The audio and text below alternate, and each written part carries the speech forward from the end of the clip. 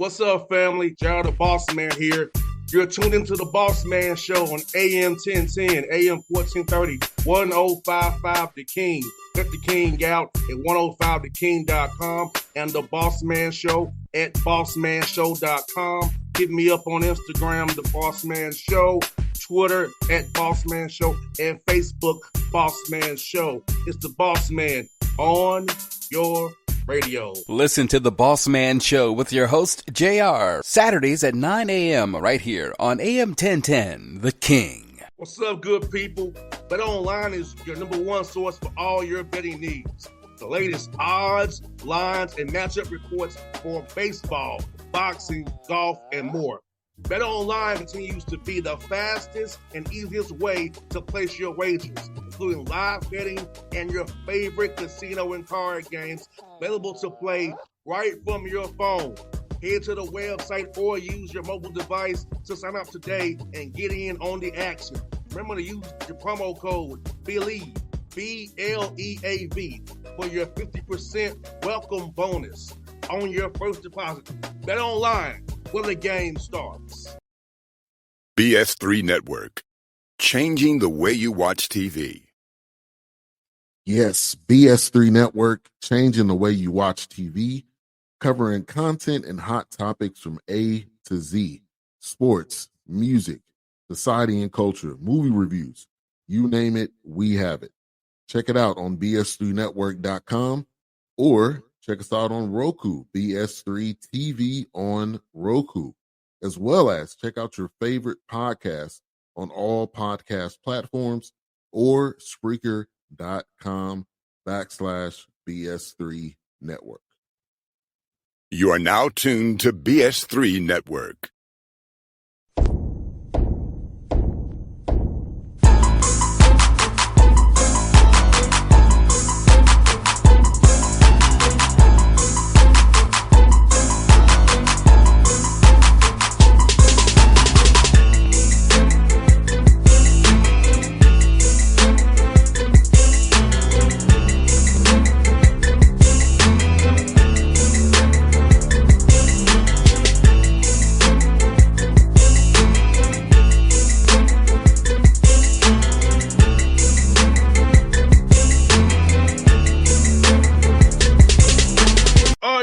What's up? Back on the Bossman Show. We're going to the SWAC conference to Pine Bluff, Arkansas to talk to my man Solomon Bozeman, UAPB Lions out there in Pine Bluff doing big things. Solomon, good to talk to you, my brother. I see you in nice Lion gear, man. Looking good over there, brother. How's things going, man? Man, life is good, man. God is good. Can't complain, man. We just over here working. That's about it. I hear that, brother. Man, man, for you, man, year one, how would you assess year one, man, getting your feet wet, being the head coach of UAPB, man, and evaluating how things went and how you're going to make things better going here into year two now? Man, I just think, man, you got to start off and you got to build the culture. You got to get the guys that fit your culture, fit what you about.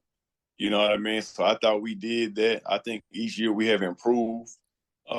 Year one, we like I said, year one was a process building the culture. Year two was getting our guys in that fit our program, that fit me, that fit our coaching staff, and so we did that. And now coming into year three, man, it's been a blessing, man, because we're able to return 10 guys, and year two, man, we had to go get 11 guys. We basically had to get on like a new team.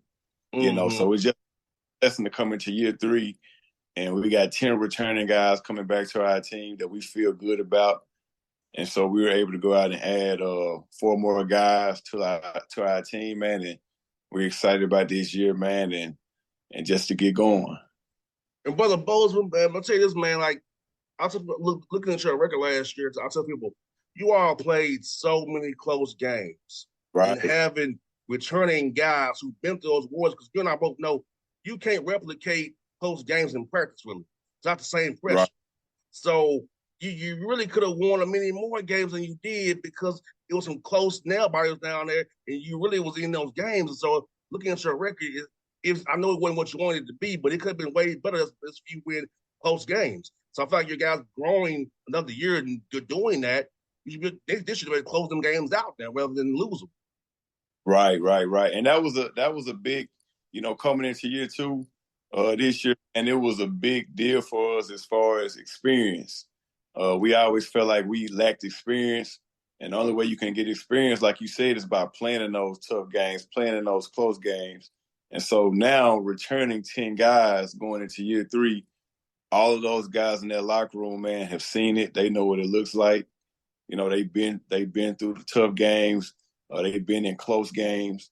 And so now, man, we look forward to winning those close games and being on the other side of it. So I'm excited about this team, man. Really excited.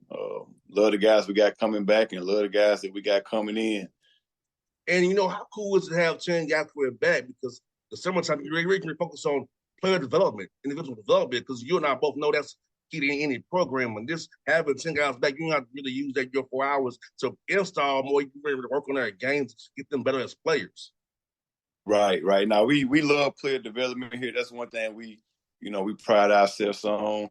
And then, man, just looking out for the kids, getting them to, we want these guys to go be pros, man. We want these guys to be able to provide for their families.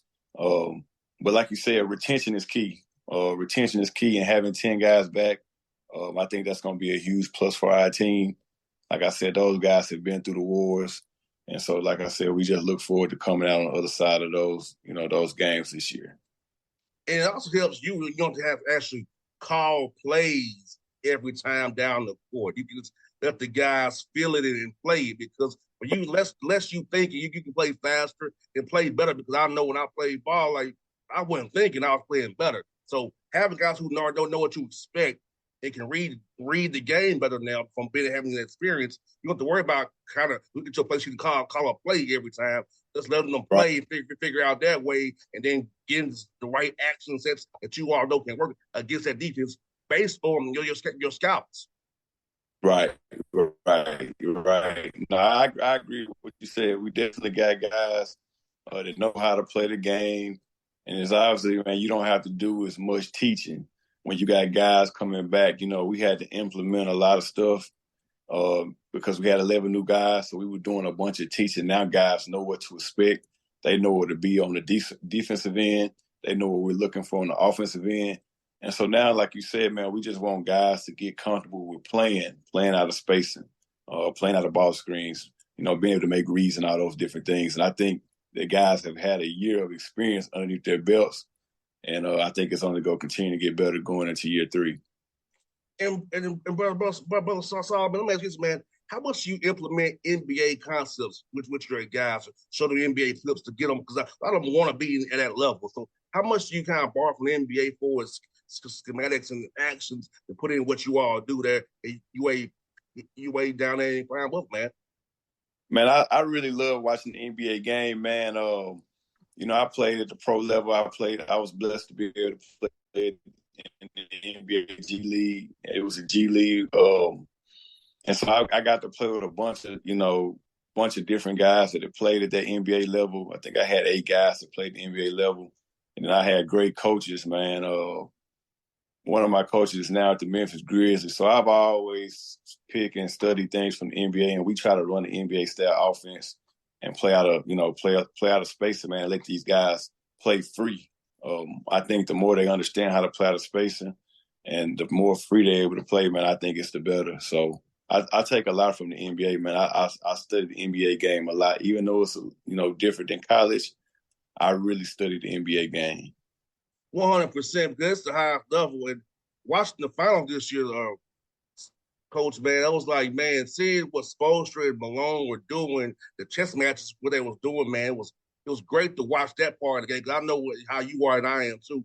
I'm watching ball, man. I'm watching different stuff than most people are looking for. I'm watching certain different things. So it's like seeing what they were doing, man, and how they were adjusting off each other and the defensive rotations, man. It was just great ball to watch, man, this past June. Man, it was great, man. I thought, man, both coaches did great, but obviously, man, Denver with Jamal Murray and Jokic, man, that 2-man game, but then having guys out there that can make shots, and not only make shots, man, they got guys that can do other things as well. You know, they got guys that are not one-dimensional, so they're very hard to guard. You know, so just try to implement things like that, man, with our team. I think our team has a chance to be, you know, really good offensively this year, better than what we've been in the past. You know, so we look to come back and move forward on that end of the floor and be better. No doubt. Solomon, talk about the SWAC, man. I feel like every year it gets better and better and better. And, you know, watch the HBCU All-Star game, seeing the talent, whether it be the D1 and the D2 level, it's like, man, people overlook it because of the HBCU conferences. But, man, it's a lot of talent. You all coach your butts off, and the players are well skilled. So talk about what you see in that regard by being in the trenches every day with these guys in that conference every day. Man, I definitely think the SWAC is an underrated conference. Like you said, man, we got players in this league. And I think the coaching is really good in this league too, man. We got guys that take time and study, guys that are great at adjusting, man. So I definitely think the SWAC is an underrated conference, man. I think that, you know, we got to go play a lot of, you know, bye games on the road, you know, so that, you know, people might look at our conference and kind of downs, but you got to understand, man, we're going to play UConn, Gonzaga, Oklahoma. Like, we're playing the best of the best on the road. You know, you got to think about what if those schools came to our place? It'd be tough for those schools to beat us in our place and our environments, which is very different. I love the HBCU culture. Our attendance at Pine Bluff is, if not the best in the SWAC, it's one of the best. So, you know, it's just a different environment, man. But I love the SWAC, man. I think the coaches are undervalued here, and we got good coaches and good players in this league. And last year we saw it when some of them schools came on the road and played you all, they got beat. Which Yep. I hope they still will come play you all, because they might be scared to come play you all. But you saw, like you said, if you come on campus and play in that environment, it's a different environment. When you ain't on the neutral side on their terms, hey, it levels out real good when you got to deal with the HBCU spirit in those gyms, man.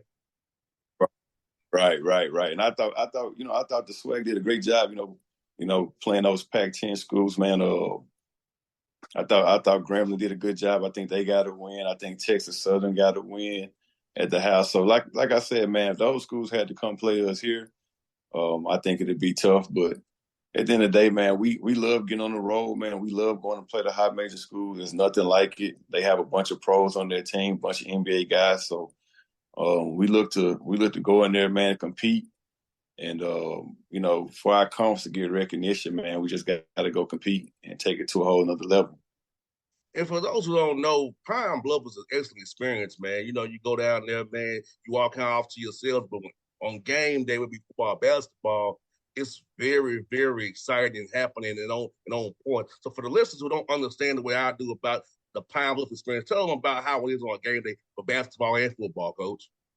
Man, it's crazy, man. The people in Pine Bluff, man, they really get behind us. The students are loud. Like I said, the city, man, they come out and support us. They pack out the football games. They pack out basketball games. Not only just the men's, man, our women's team is loaded this year. So those games have been packed, and it's just a crazy environment, man. Our fans are ridiculous, man. They're nuts, man. They bring a lot of energy. They make the games exciting to come to. I got a couple friends that came to the game from Magnolia, Arkansas. It's about an hour and a half from Pine Bluff, and their experience at the game, it's like a club atmosphere, man. Like it's just different, man. It's crazy. So I love it, man. It gets rowdy in there, man, and like I said, our crowd does a great job of bringing that energy, man. It's definitely an advantage at the house. Now, are you coming to Memphis for that classic for football, or are you gonna be busy with the team, man? No, man, we definitely gonna be out there, man. That's something that I want the team to experience. So I'm definitely gonna bring the team out there. We all be out there as a team at the classic, man, in Memphis, and I want them to get that experience. Well, I'll be there now. I have on my TSU gear because I went to school there. But I'm Man, we're gonna have to give you some Pine Bluff gear till you go out there with a TSU shirt and Pine Bluff hat. hey, I'm doing sidelines of football team. I might not get down. Yeah, I come holler at you when you there, man. We'll be there, man. Looking forward to going down there. You know, I know a lot of TSU people upset when Jackson State pulled out. Playing you all is good, man, because like I said, I already know about how Pamela be. I already know. I got folks in El Dorado, Arkansas, way down the way. Come down. So yeah, I know all about it, man. So I love it, man. So I'm looking forward to that classic, man. Get out of right before the Hawks start, so I get to have that fun for the Hawks start on the 25th. So it's like right on point, Man, it might be 100,000 people out there, man. It's definitely gonna be deep. It's gonna be a lot of support from both ways. But just know Pine Bluff, man, we bringing it, baby. We bringing it. Hey, look, I'm gonna go out there, have me some fun and tailgating on Tiger Walk, man, and do all the activities, man. And I'm gonna just try to be on my best behavior. I don't mess up nothing here at the house. Right. We definitely got to link up, man, when we get out there, man. No doubt. And let's word for you, bro, man. This man, with the portal, man, and transfer portal, how it's going, man. You feel like you ever get your hands on better high school players now that are getting overlooked by those Power Five guys? They want to non-combine like crazy almost, but you can find a better high school player and develop and build them up, man. And, have them in your program for a few years before they maybe get poached by the big guys. Right. Now, I definitely think the transfer portal is been good, man. We were able to get some kids out the transfer portal this year that's gonna be able to help us and take us to another level.